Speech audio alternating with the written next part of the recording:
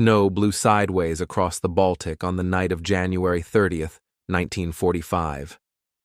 The ship moored at Gotenhafen looked ghostly under blackout paint, its hull flattened by winter light. It was the Wilhelm Gustloff, once a Nazi cruise liner for strength through joy, now pressed into Operation Hannibal, the frantic evacuation of soldiers and civilians fleeing the Red Army. The ship had been designed for fewer than 2,000 souls.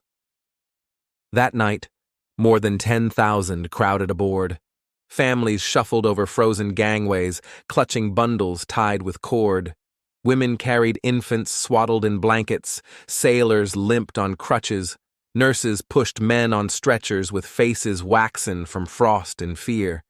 Cabins meant for 4 overflowed with dozens. Children slept on luggage in hallways. Stairwells became nests of coats and elbows.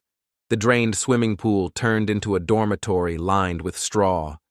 The air thickened with coal smoke, wool, cabbage, and the salt of wet gloves. A steward tried to keep count and gave up when numbers became a tide. At 4 p.m., the Gustloff edged out into the harbor, escorted by a single torpedo boat.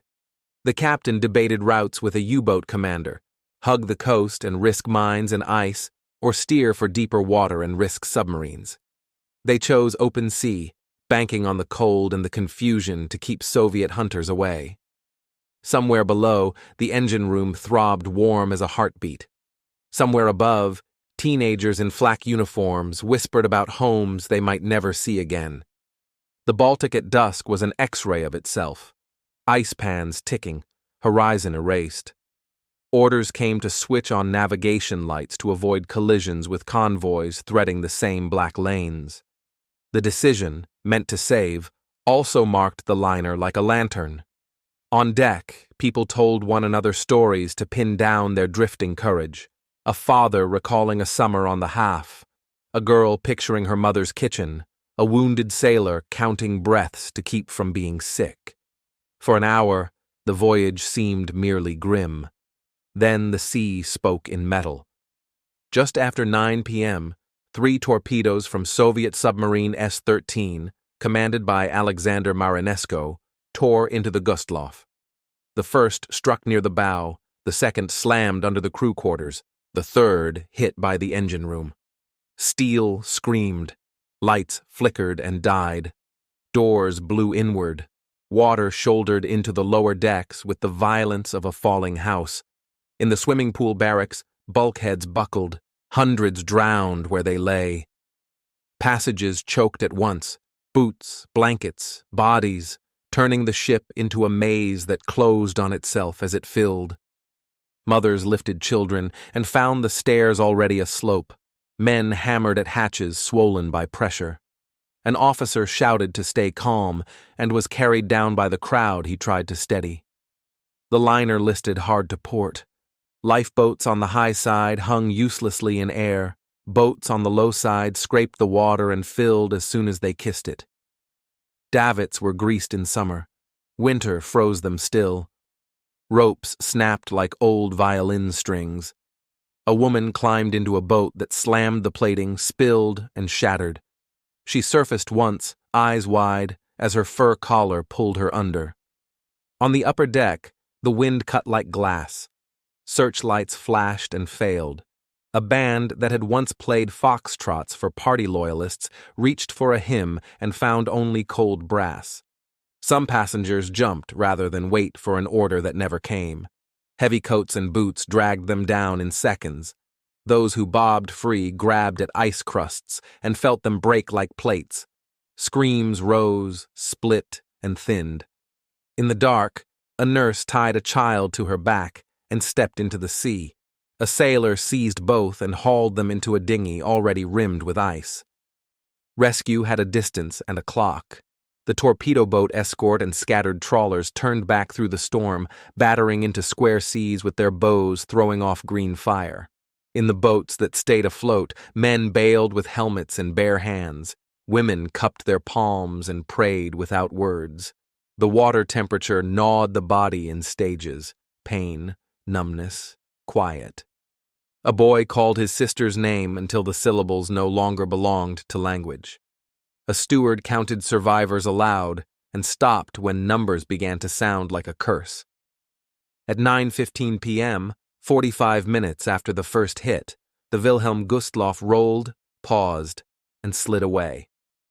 The last sound, some said, was air tearing out through the funnels. Others swore they heard a low moan of metal. Either way, the sea closed as if folding a blanket. Thousands were gone in the time it takes to make tea. On the Baltic shore, windows rattled. Far inland, train stations swelled with evacuees, unaware that a greater tide had already turned. Through the night, rescue craft groped among ice floes and wreckage. They hauled people over rails with boat hooks and rope ladders. Some came aboard rigid as boards, eyes open, skin sugar-coated with frost. Some wept in hiccups that never quite became sobs.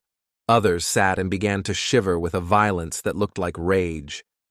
By dawn, fewer than 1,200 had been saved. More than 9,000 had vanished.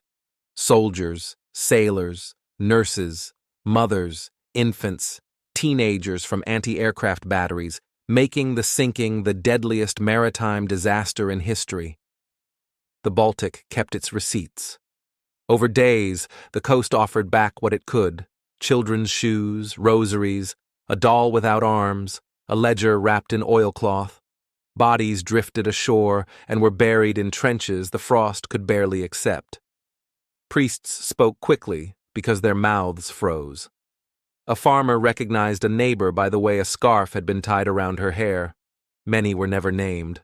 Lists posted at rail depots sprouted penciled hopes. Seen in Stolp? Arrived at Sassnitz? That would never come true. The story was smothered almost at once.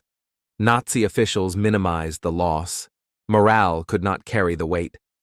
Soviet communiques celebrated the strike as a blow against an enemy in retreat. After the war, memory split along borders. The West tallied crimes, the East tallied victories. Civilians on the Gustloff slipped between columns. Survivors learned silence to spare themselves arguments they could not win. When they spoke at last, their words came out thin with cold years. Alexander Marinesco did not receive instant glory. He sailed into discipline and drink, then late recognition. The wreck itself became a grave. Storms shifted its bones deeper each season until steel lay draped in silt like linen. Divers who trespassed told of collapsed decks and children's life jackets nested in pipes. The site is protected now, off limits to salvage and curiosity, a place where history keeps its hands to itself. Yet the sinking of the Wilhelm Gustloff is not just an entry under tonnage and loss. It is the story of civilians wedged into corridors, of orders debated too long, of a decision to shine lights that became a beacon to fate. It is the sound of a mother counting heads by touch in the dark and losing count when the stairwell tilts. It is the blunt arithmetic of cold water and minutes. It is also the ache of those who lived, people who never again trusted sleep on a moving floor, who woke at the noise of a kettle because it whistled like steam in a pipe.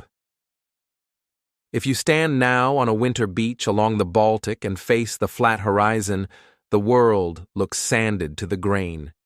Wind herds ice along the tide line. Out there, beneath the gray, lies a city of steel and rivets and names. The sea does not care, but it remembers.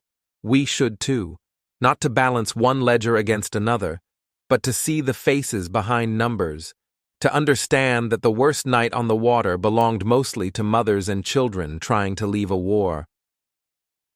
Thank you for listening to Last Post History. Subscribe for more true stories from the world at war.